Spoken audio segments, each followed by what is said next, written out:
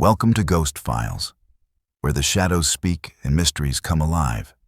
If you love chilling stories, haunted places, and the unexplained, you're in the right place.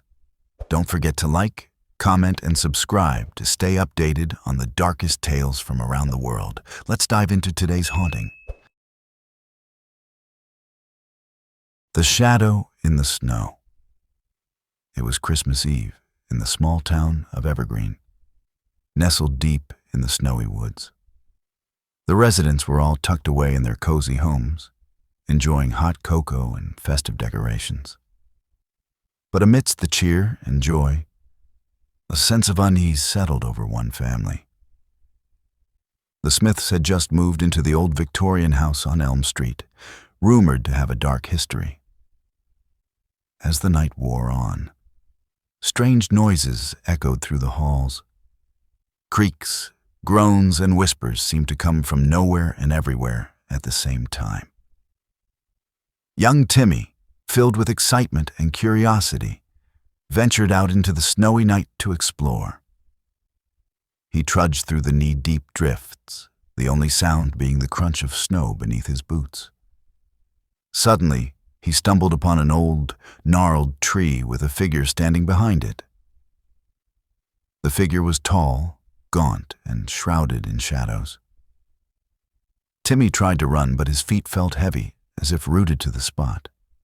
The figure began to move closer, its presence seeming to suck the warmth out of the air. Timmy's heart raced as the figure's face became visible, twisted in a cruel grin. Just as all hope seemed lost, the lights on the Smith's house flickered to life, and the warmth of the fireplace spilled out into the night. The figure halted, its grin faltering, and Timmy took advantage of the distraction to sprint back home. Breathless and shaken, Timmy burst through the door, slamming it shut behind him. As he looked out the window, the figure vanished into the darkness, leaving behind only the faintest hint of malevolence. From that night on, the Smiths never looked at Christmas the same way again. The shadows seemed to move of their own accord, and the whispers in the night grew louder. Some say on certain Christmas Eves, when the snow falls just right, you can still see Timmy's terrified face pressed against the window pane, and the shadowy figure lurking just beyond the frosty glass. The Christmas Carol of Blackwood House. Blackwood House, a mansion on the outskirts of town, was infamous for its dark history. Legend had it that anyone who spent Christmas Eve within its walls would be cursed, forced to relive the same night forever. Eleanor, a skeptical journalist, decided to investigate. She arrived at Blackwood House just as the snow began to fall. As she stepped inside, the creaking doors seemed to echo with a mournful sigh. Eleanor explored the dusty, cobweb-filled halls, her footsteps the only sound. Suddenly, a faint melody drifted through the air, a haunting Christmas carol. She followed the sound to a grand ballroom, where a ghostly figure played the piano. The musician, a handsome young man named Edward, told Eleanor that he was trapped in this night, reliving it for eternity. A heartbroken lover had placed a curse upon him, and only by finding peace could he break free. Eleanor didn't believe the tale, but as the night wore on, strange events began to unfold. Doors locked and unlocked, and ghostly apparitions flitted about. She started to feel an eerie sense of déjà vu. As the clock struck midnight, Eleanor realized she was reliving the same night. Edward's story repeated itself, word for word. Determined to break the curse, Eleanor searched for clues. She discovered a hidden diary belonging to Edward's lover, Abigail. As she read the tragic tale of their love and loss, Eleanor felt a deep sorrow. She realized that the curse was a manifestation of Abigail's grief. With newfound understanding, Eleanor found the hidden compartment containing the key to lift the curse. As she turned the key, The clock struck midnight once more. But this time, the night unfolded differently. Edward's music changed, becoming a joyful melody. The ghostly apparitions vanished, and the mansion's darkness lifted. Eleanor and Edward shared a tender moment, and the curse was broken. As she left Blackwood House, the snow-covered mansion seemed transformed, its facade now radiating warmth and light. From that Christmas on, Blackwood House became a beacon of hope, its dark history replaced by the spirit of love and redemption. And Eleanor, now a believer in the supernatural, would return every year to experience the magic of that night. The gift of remembering. In a small village nestled in the rolling hills of Japan, there lived an old man named Hiro. He was known for his extraordinary gift, the ability to remember every detail of his life, from the taste of his first steak to the sound of his mother's lullaby. As Christmas approached, Hiro received a mysterious gift, a small, intricately carved wooden box. Inside, he found a note that read, "For the memories you've forgotten." Hiro was puzzled, as he believed he remembered everything. That night, as he drifted off to sleep, Hiro's mind began to wander. He recalled his childhood, his parents, and his first love. But amidst the happy memories, a faint image emerged. A girl he had loved and lost in his youth. He couldn't recall her name or face, only a sense of longing.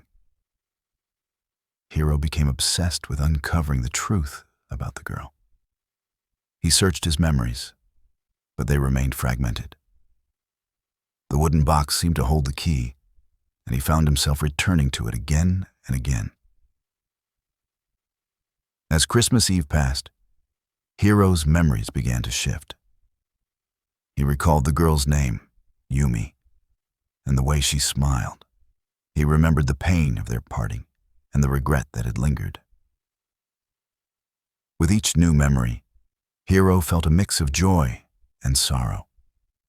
He realized that his gift of remembering had also been a curse, preventing him from confronting the pain of his past. On Christmas morning, Hiro opened the door to find a small package with a note that read, "The memories you forgot were not lost. They were waiting for you to be ready." Inside, he found a beautiful handmade ornament and a photograph of himself and Yumi, taken on a winter's day long ago.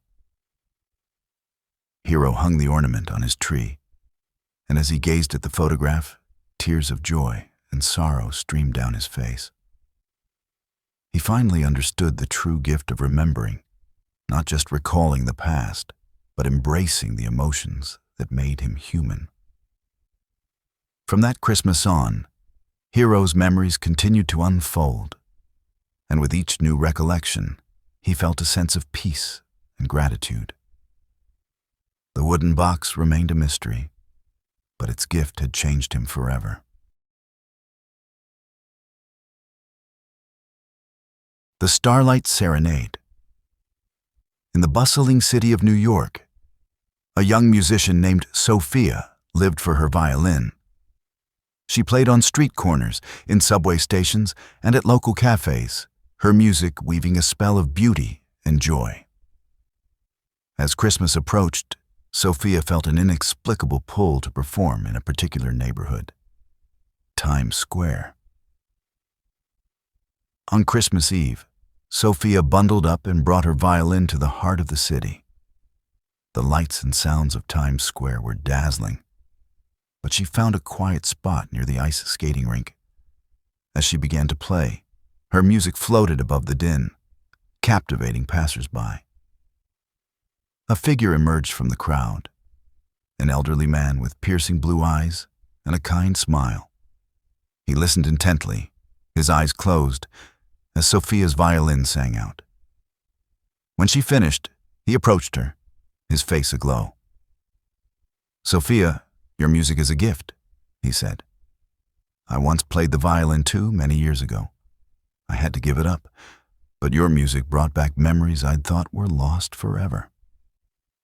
The man, named George, told Sophia that he had played for his wife, Emma, on their first date under the stars.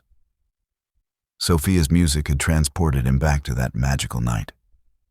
Moved by his story, Sophia offered to play for George on the spot. As the night deepened, Sophia's violin sang out, filling Times Square with a celestial sound. George closed his eyes, and tears streamed down his face. Suddenly, the lights seemed to twinkle in rhythm with the music, and the stars above shone brighter. When the music faded, George opened his eyes, and Sophia saw a sparkle of joy. "Thank you," he said, his voice filled with emotion. "You reminded me of the love that never fades." From that Christmas Eve on, Sophia returned to Times Square every year, playing her violin for the crowds. And George, with Sophia's music in his heart, felt Emma's love surrounding him, a reminder that some bonds never break. The Christmas Miracle of Willow Creek. Willow Creek was a small town nestled in the heart of winter wonderland. The residents were known for their kindness and generosity, especially during the holiday season. However, this Christmas, a severe snowstorm threatened to disrupt the town's festive spirit. Ava, a young girl, was determined to bring joy to her community. She had been saving up her allowance to buy gifts for her family, but her funds were limited. Instead, Ava decided to focus on spreading kindness and cheer. She began by baking cookies and delivering them to her neighbors, who were struggling to stay warm during the storm. As she walked through the snow-covered streets, Ava noticed that the town's beloved Christmas tree was struggling to stay lit. Its lights flickering weakly, Ava had an idea. She gathered her friends, and together, they decorated the town square with lanterns, garlands, and handmade ornaments.